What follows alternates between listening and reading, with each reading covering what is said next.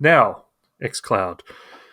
So, we finally have a launch date of xCloud, which is Microsoft's streaming service, and they're launching it on Android in 15th September 2020. So, essentially, this means that if you have Game Pass Ultimate, you can then stream over 100 games to your Android mobile or tablet, and it's pretty good deal because if you've already got Game Pass Ultimate on another platform, then I'm assuming that then covers you on this, which means I've literally got an Android phone. Does that mean I can now stream any of those games? So It means you can't because you're in Australia. exactly, thank you. That was you picked up on my hint there. So it's not available in Australia. So it's. Do we want to go through them all? Not Do all the we? countries. I mean, you've got Western Europe, you've got the North America, Western Europe, and then some of the major Asian hubs. So places like South Korea. Actually, Singapore's not on this list, surprisingly, but I imagine that would be coming shortly as well. But yes, Australia is not on this list. Show no love from Microsoft. And I mean, I understand. Our infrastructure is just probably not. Let's just say it. Even if it was achievable on our infrastructure, it's not probably worth the headaches to launch with it. They need to get to us at some point when they've sorted everything else out, because otherwise you'll have a whole bunch of frustrated Australian gamers because it's our internet. It's even the good. People that have good internet here is still not comparable to a lot of other places in the world. So I'm That's not really true. Like your internet and my internet, because we're lucky. And just for the context, because we do get a lot of people listening from overseas. So Australia, they did have a program to basically put fiber optic throughout the whole country. And then the government changed and they changed the approach that they used a lot of mixed technologies. And it's resulted in very patchy internet across Australia. And that's not to say people can't get internet. Pretty much anywhere in Australia you can get internet. But can you get highly reliable, very low latency internet in Australia consistently? No. Like, depending on where you live, it's a bit of a lottery. So I think you're quite lucky, and I'm quite lucky. I think we've got both very, very good connections, and our connections are as good as the average, or better than the average connection in America or most of Europe.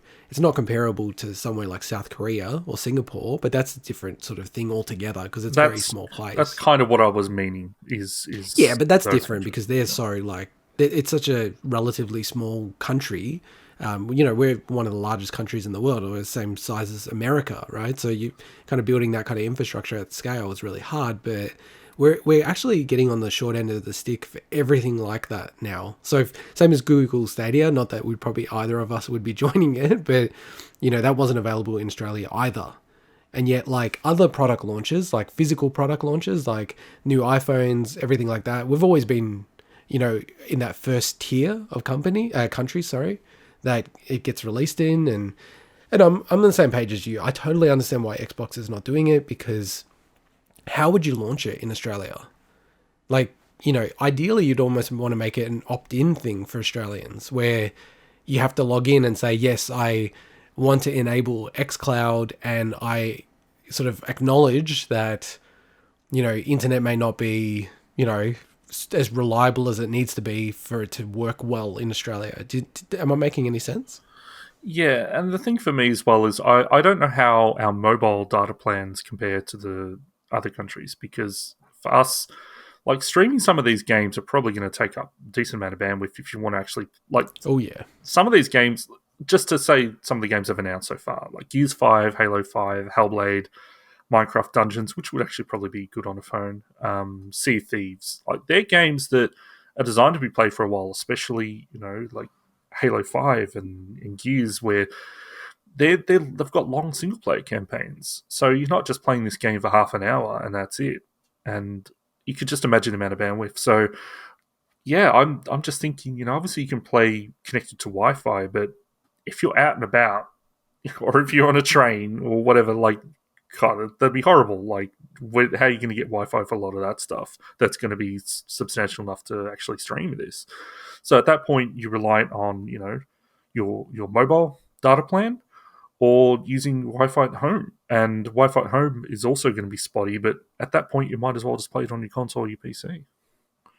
No, I totally agree. And just from a physical perspective, the other challenge that you have in Australia, and you can see this with highly competitive online games, for it to be viable in Australia, what you actually need is Australian-based servers. So with this kind of service, what they do is they have like basically a content distribution network or like servers around the world. So for this, it's obvious that they'll have one in South Korea, they'll have one in Western Europe, they'll probably have 1 to 3 spots in the US, like the East Coast, Midwest, and the West Coast. But for this to really work in Australia, especially that it's streaming, you pretty much need to set up, and they do this virtually, obviously, but set up a server in, Sydney or in Melbourne. But that's not just as simple as turning a switch on. Like there's laws, there's regulations, there's a whole bunch of work that they'd have to do to really enable this for Australia. And I thought that just I thought that already started putting data centers, Microsoft in Australia. I thought they already had some. Oh, they already have that. Yeah, yeah, Azure and Yeah. everything like that. They already have that because they use that from a corporate perspective. But the thing is, when you're, implementing a service like this, there's actually a lot of like regulatory things you need to go through. Like from a privacy perspective, it's not just as simple as going, you have Xbox, so then you can just do xCloud. There's other laws and rules, and you have to consult with people to actually understand what the legislation is around this kind of stuff, because you can have very unique things in jurisdictions. So I look at it and I go, geez, like I wonder when this is going to come out. Like it feels like there's a real possibility this will be years before it comes to Australia, which is really a shame, to be honest, because I'd love to try this out. I'm actually more interested in the other aspects of xCloud, which they've talked about, which is actually streaming from your console, your Xbox console, to your device within your own home. Yeah, that'd be Um, really cool. yeah, and I've already actually done that before with streaming from Xbox One to PC, and it works pretty well. Like I only generally tend to do it with games that you can deal with a bit of input delay, like turn-based RPGs and things like that. You couldn't do with anything, at least with my home setup. I couldn't do it with anything that requires like split-second reactions. Yeah. So I'm interested to see how them expand on that, which I've talked about before. Obviously, it's not the focus for this. This is launching xCloud streaming on mobile platforms, but talking about mobile platforms, there's a Yeah. reason why they specified its Android launch date. That's because they're having problems with Apple. So they actually had xCloud testing going on iOS for a Yeah. while, and they've now actually ceased that because apparently Apple. This is according to a lot of what I've read, and may have even been Microsoft saying it themselves, that because Apple's policies say that they need to actually review the content, as in the games themselves streaming on the service, that which is not really feasible because Microsoft need to be able to add and remove things, all the time. That's getting in the way of them actually putting xCloud on Apple's products. It's this whole thing is total BS from Apple. So, you know, full disclosure, some people like to think that I'm a Apple fanboy. I will always defend that I'm not. Like even recently, I switched from using Mac to Windows 10. I just like to use the best product that's available. So I have an iPhone, but I have other sort of devices for other things. And this whole thing is just total BS from Apple. And some of the stuff that they're doing recently, I feel like they're going to get really close to having the European Union and or the Congress in America really like coming down at them for market power and also just monopoly powers. Because why are they not doing this with Netflix? Why are they not asking Netflix to review, like for Apple to review every single Netflix movie that comes up or TV show? I mean, they don't do that. So I cannot understand at all how this is any different. I think Because they have an iTunes store as well. I don't. So From my understanding, it's because the policy specifies something in the way of interactive content. yeah, That's but that's the my thing is, understanding. So that's let's why be it applies real. to games and not actual. Like it's stupid. It is 100% stupid. But I think that's the reason it's not that it doesn't apply to like your Netflixes and things like that. No, like the reason is because they want to get money off every game Oh, that's sold yeah, I on know. iPhone, right? Let's I'm be talking real about about what it. Like I'm talking about what the is actually said in the emails lie. and Yeah. things, not the actual real reasons. And I actually really like that Spotify and Microsoft. So I just link in Spotify because Spotify publicly called out Apple around their policies around the integration with Siri. So very much like, Apple Music was really integrated with Siri, but Spotify didn't have the opportunity to do that. So they weren't even allowed to. They were blocked from being able to integrate it with Siri. And they basically made it a big public issue. The European Union got involved. Spotify, by the way, is a European-based company, so there's probably something there, quote unquote. But I actually like also that Microsoft's come out and said pretty much like pretty aggressively as well. Like, this is wrong. Like, we obviously review every single game. It does the equivalent of ESRB or the categories in Australia. So they're not a 2-bit operator. Let's be real. It's like one of the biggest companies, if not still, I think the biggest company in the world, Microsoft. Like, they're not going to allow games on there that wouldn't sort of somewhat be in line with Apple's policies. It's just, I really find it disgusting, to be honest. And it really annoys me as well because I've got an iPhone. So even if this was amazingly available, I then wouldn't be able to use it because of Apple's policies. And it's not just Microsoft. Facebook are having the same problem because they've got their Facebook gaming app, but you can't actually use it to play games on because it's the same problem. Man. It's the same problem. It's a joke. And 100%, it's just there's a huge amount of money.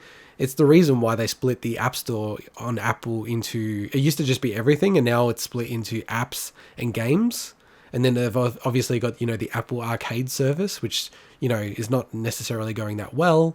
But, games is a huge moneymaker for them on Apple. And they just, like, if they just came out and said, we don't want to allow it, I'm okay with that. As a company, you're allowed to do that. Now, will they get challenged if they do that? Maybe. But the reasons why they're saying it's just BS. Like, I want to say something stronger, but it's just BS, right? Like, I just think it's disgusting. No, I'm not. Vince. No, but it's just like, it's wrong, actually. Like, lying like this, saying, that they can't review the games. It's just crap. It's like, there's no way that Facebook, on the other hand, I could imagine letting things slip through.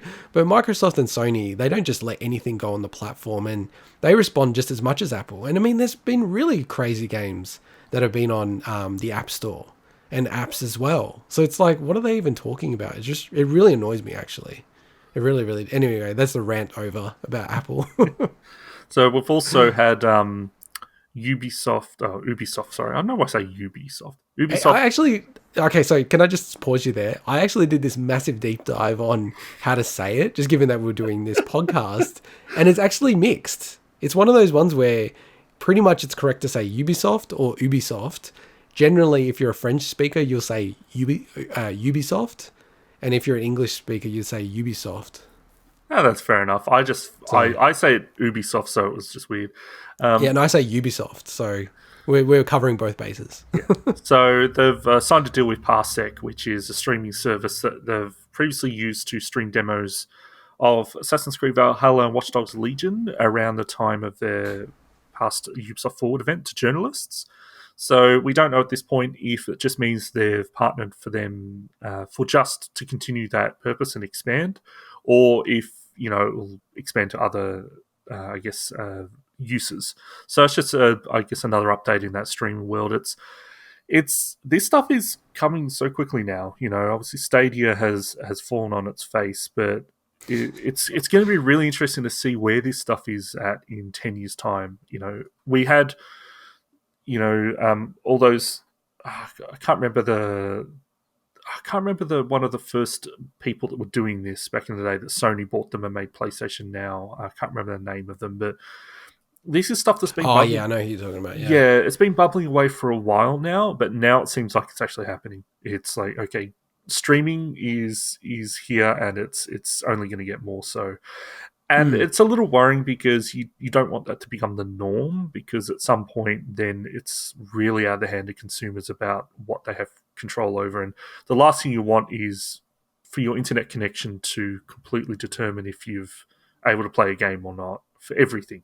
So we know that there's power outages, or not power outages, sorry, like you're going to not be able to play anything with power outages, but as in, if your internet goes down, Switch.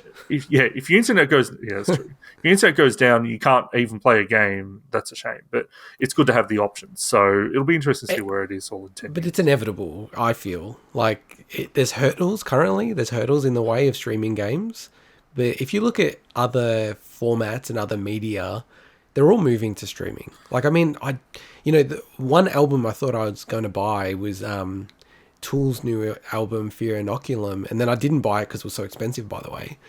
Um, but, like everything's kind of moved to streaming from a music point of view, movies. Like, Fair point. Yeah, look, yeah, and just on this kind of trend thing, it's obviously COVID-19 is accelerating a lot of these trends that were happening anyway. So I actually would love to see them do something interesting like next year's E3, if they have a version where you don't have to go there physically to play the vertical slice demos or previews. Maybe they can do it so that you use a service like this, and you as a consumer can log in and you get to play it for 5 minutes or whatever, and it's available in a 24-hour window. Just stuff like that would be really awesome, and it's great how the technology can allow you to do that kind of stuff. Oh, for things like demos around events, I think it's great. What I would like is it to be mixed, how you've got the ability to have some stuff local and some stuff streamed, so that you've always got, in the case where if the internet's down, I've at least got something else I can play. So I think that I hope that there's always a bit of a mixed approach. But anyway, we'll see how it all goes. Totally agree.